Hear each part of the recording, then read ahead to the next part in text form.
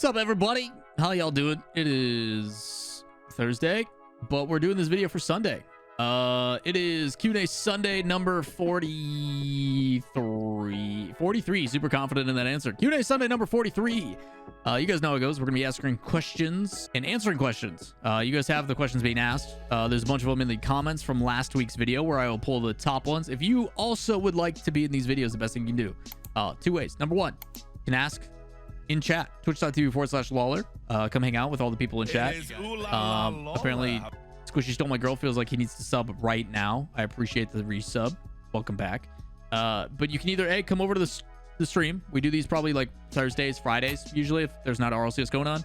And you can ask. We alternate between Twitch chat as well as the YouTube comments, twitch.tv/Lawler. So you can kind of hopefully jump over the hurdles that way. Or you can answer it in the video that you're watching down below in the comments. Leave a comment. If you see another one you like it, give it a little upvote, and those will go to the top. Those are the ones that we try to answer and try to discuss. So you guys have been doing this 43 weeks now.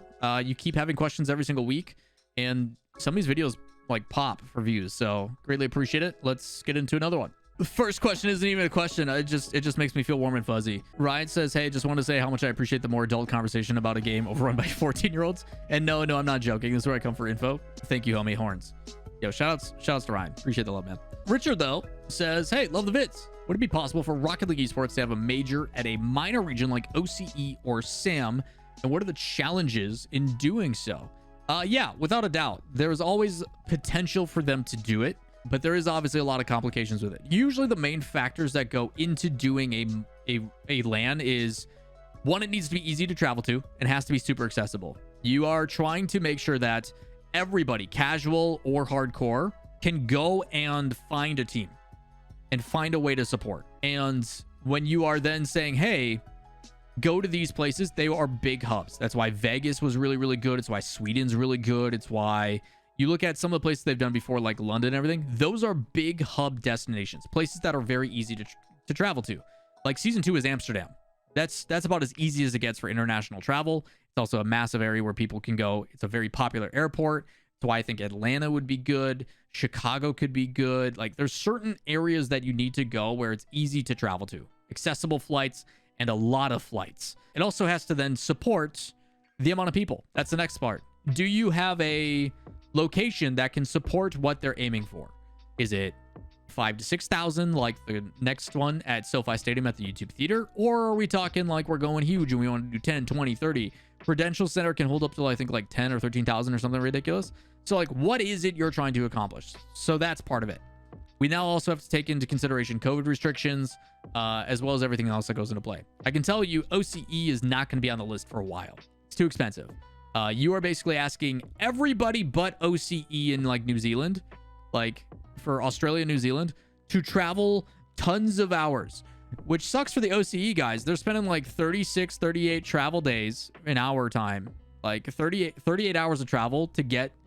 And it's like, we rather just screw over like those 7 or 8 people rather than screwing over the rest of the world. It's unfortunate. I would love to see a LAN in OCE sometime in the future, but I don't think it'll ever be like a big event, which is unfortunate.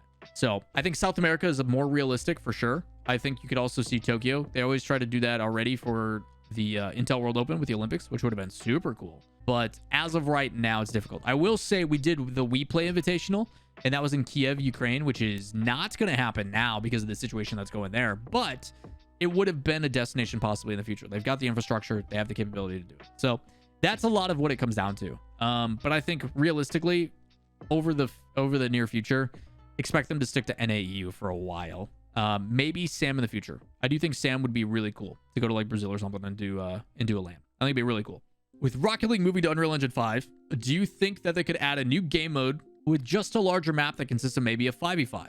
As a follow-up, do you think there's a chance within the next 3 years that there could be an RLCS for this type of enlarged mode? Something similar to the SunlessCon 11v11. So, I can tell you in the last part, RLCS is going to try to remain the same. They want it to be as close to a traditional sport as possible, where the map and the thing that we come to expect is always identical. They never want to change that up because after 10,000 plus hours of practice, players are used to a certain thing.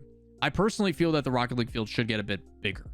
The fact that people can backboard clear and clear the other side of the field without it hitting the ground to me, limits the creativity of some of the play. I would like to see it clear. Someone have to trap the ball and decide, do I go for a redirect? Do I go for a pass? Do I go for, like, I want there to have to be a decision. But the issue is with just super big boom ball, I would love to find ways to where you can eliminate that boom ball mentality. And if that means making the field a little bit bigger, I think it would actually make the gameplay a little bit better. As for larger maps and stuff, the real hope is when Unreal Engine 5 comes, the limitations of the current engine get reduced.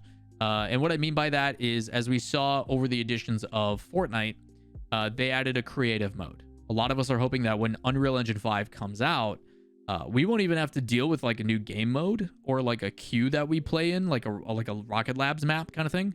You have the ability to just download custom games that people have played. Like, imagine all of Lethamir's maps are on a server in game, and you just pull it up, you download it, and then I can host it for anybody. And the ability to see all these servers or all these like private matches that you just pull and look at a list and go, oh yeah, I want to go play that. And then you just hop into a lobby, and if you don't have the game, it downloads, and then you're good to go. Rather than having to hope there's a queue when it's an active playlist at that time, you can just like Halo Forge, creative mode, like Warcraft 3 and StarCraft custom games, Dota 2 custom games, and like auto chess and all those. The ability, like Counter-Strike as well, to just say, hey, I want to play this custom map. I host this custom map. You come join. That is what we are hoping for Unreal Engine 5 to do. So you wouldn't have to worry about a potentially new game mode or a larger map. You could just say, hey, I'm going to make it, and then I can play it as much as I want. And the better ones get voted higher. They become favorited, and those are the ones that become popular. And maybe Psyonix, I really hope you listen in and please host regular map creative mode competitions. Please host monthly, quarterly, whatever you got to do. The community to create custom maps, and the winner gets paid. Incentivize it. I beg you. If you're going to do creative mode, please do regular competitions. I hope it. I want to speak it into existence because I think it'd be amazing. Matthew McQueen says, was watching a Squishy stream the other day, and he said that he doesn't think FaZe is that great because they play like twos in pro play. I'm gonna assume this one is taken out of context a little bit. I'm not gonna assume Squishy said this word for word.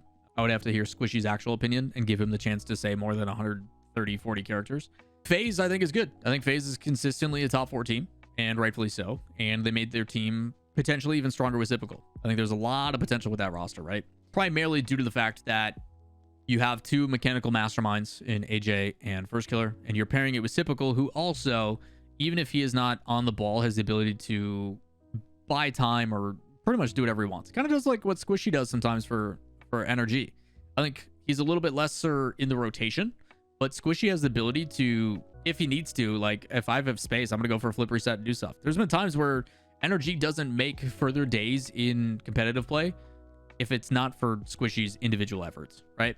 So with a lot of that stuff, I think that FaZe is fine. I think they're still trying to develop and figure out what they want to do. It takes multiple months to work in a new player. So I do think there is going to take a little bit of time for them to figure out how they're doing it. Right now, it feels most comfortable. Enable AJ and First Killer.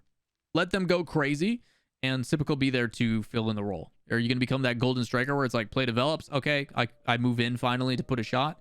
But right now, Sypical's job is to keep himself out of the rotation. And you see that being successful in other places as well. You look at Dignitas and what Scrub's role is. When Dignitas looks the best, it's Joreuz and Jack up front, and Scrub just sitting back waiting for his opportunity. It does work. It does work.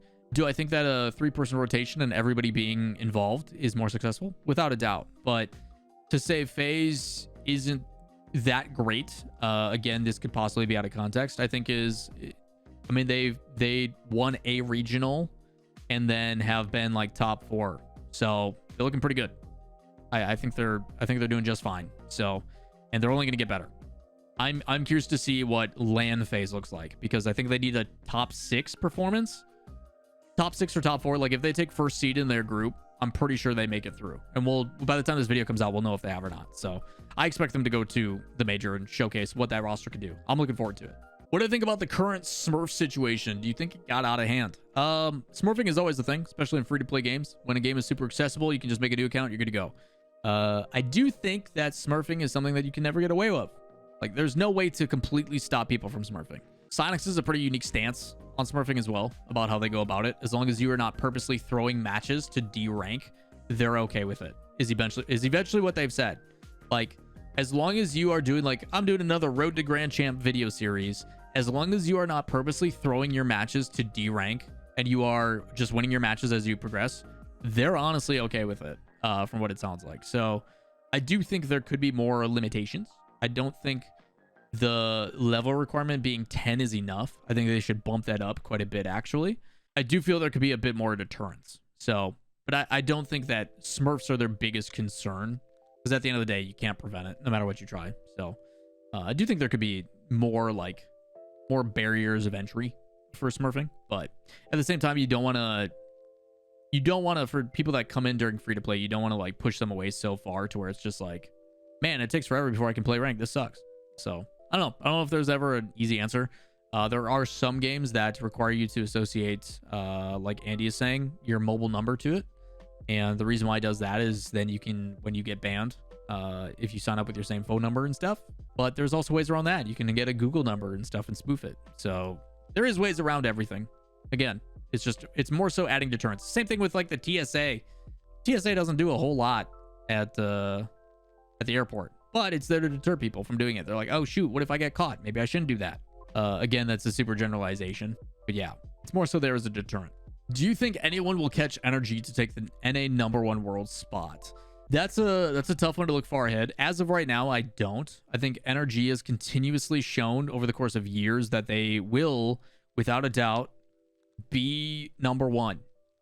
They're super consistent. I think NRG has shown over the course of years that I think NRG over the course of years has shown that I can't record a video live. That's what they've shown me. Waitin, if you've got a question for me, hit me with it. A Q&A. I'm doing a Q&A video for everybody who's coming up from Waitin. If you guys have questions, feel free to ask. I think NRG has shown over years that they're consistent. No matter what they do, they always find ways to be one of the best teams in North America through work ethic and everywhere else. Like, they are consistently at the top for a reason, without a doubt. And I think right now their roster is even stronger than when they had Turbo, which is a pretty big declaration. I feel that this team in particular has a chance to become the next like dynasty in North America. I feel from top to bottom, they're all super mechanically gifted. They get along really well. They all practice a lot. Like they have all the makings to be a team that will be successful for a really long time. So to bump them out of the top is very difficult to do. I think there's going to be times where teams do take regionals like G2 just did and stuff. But even when they're losing a regional, they're still top 3. Still top 4. It's the same situation to like BDS. Everybody's dogging on BDS like, oh, roster changes marked by 8, blah blah blah. I'm like, bruh, the worst they've played is like top 4.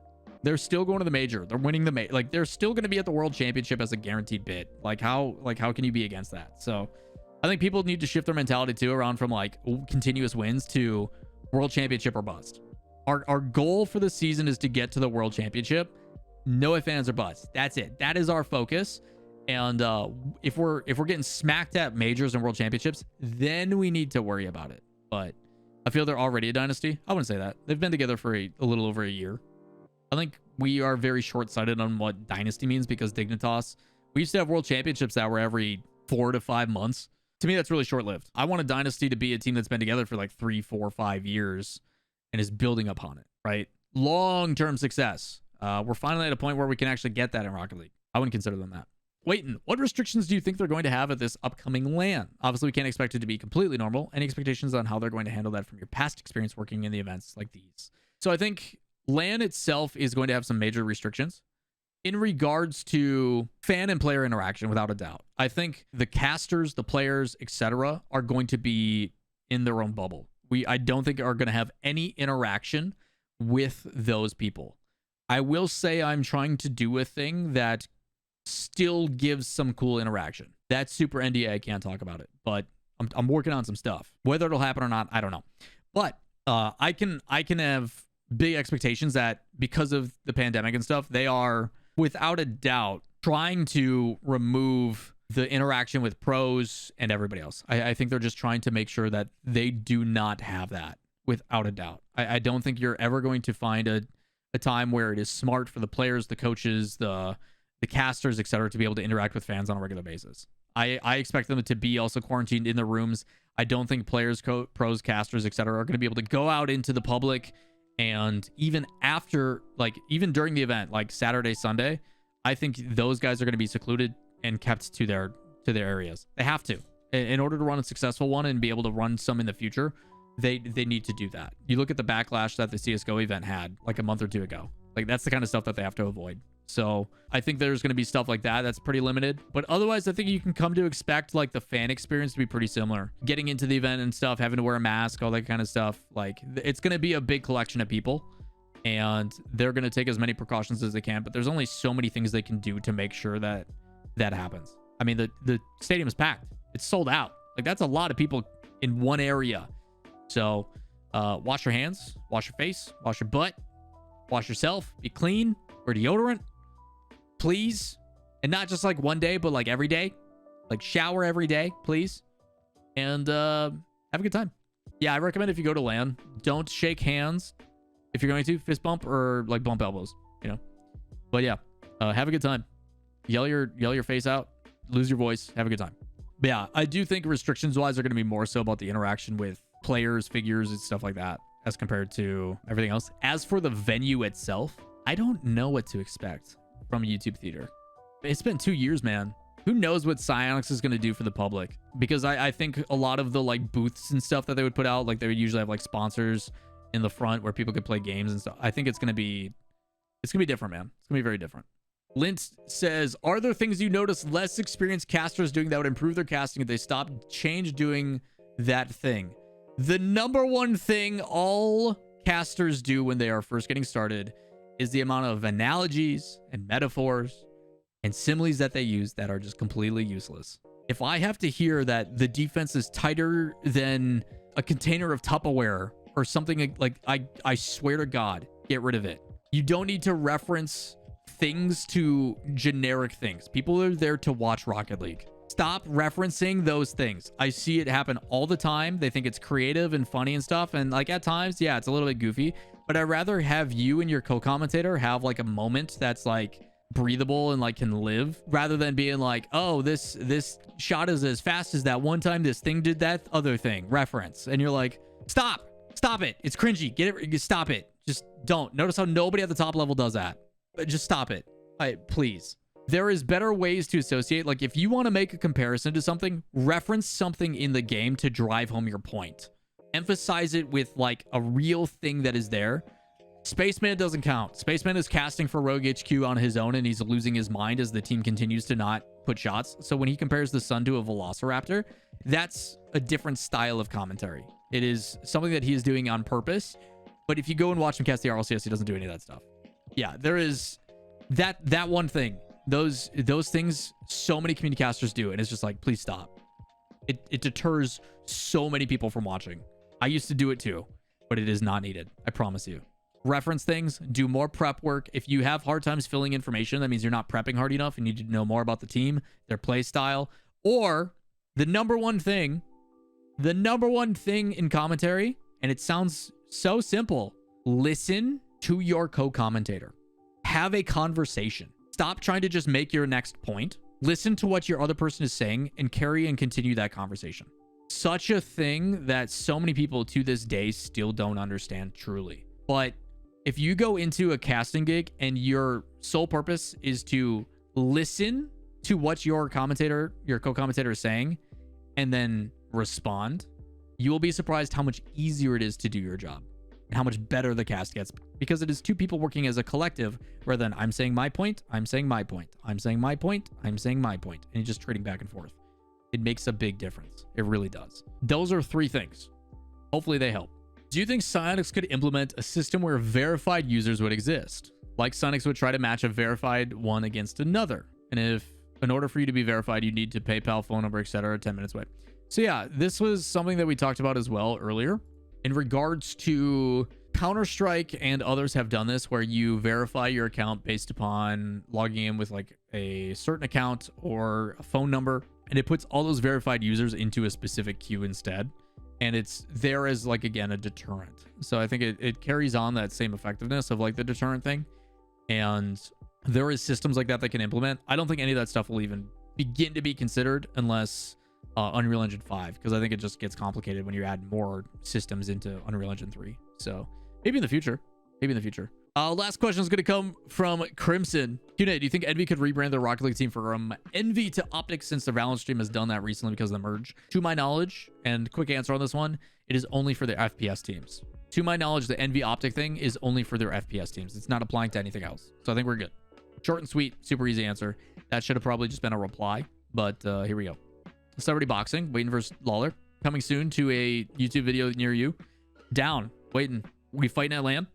I'll be 1v1 you in a street fight. Someone get rid of that ENR.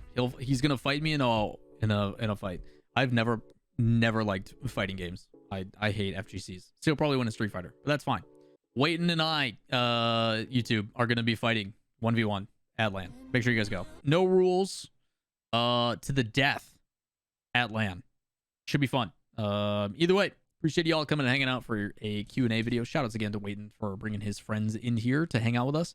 If you guys would also like to be featured in these videos in the future, 2 ways you can do it. One, come hang out on stream, twitch.tv/Lawler, where we stream every day but Tuesday and Sunday. Or leave a comment down below. If you see other ones you like, give it a thumbs up, like it. And those will go to the top. Those are the ones we try to answer. And then I try to go through these later as well as reply to some of those. But that is going to do it for this video. If you guys enjoy the content, as always, give it a thumbs up, subscribe, notification, turn on, all that stuff. And leave suggestions on things Waiting and I can do together. If you'd like to see me and Waiting collab, let me know some ideas, because he and I both suck at that creativity stuff. So greatly appreciate the love and support, and we'll see you guys in the next one. Peace.